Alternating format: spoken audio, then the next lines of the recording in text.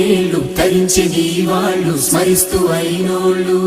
నేల తల్లి గొంతు ఎత్తి పల్లెలన్నీ పల్లవించి తెలిపినాయి నీకు ఈ క్షణం జన్మదిన శుభాకాంక్షలే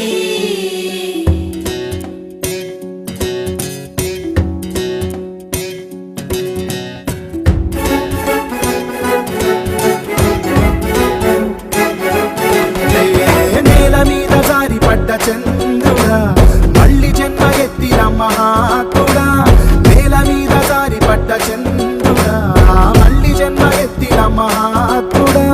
తెలంగాణ వాణిని విశ్వమంత దాటిన విధాత నీకు వందనం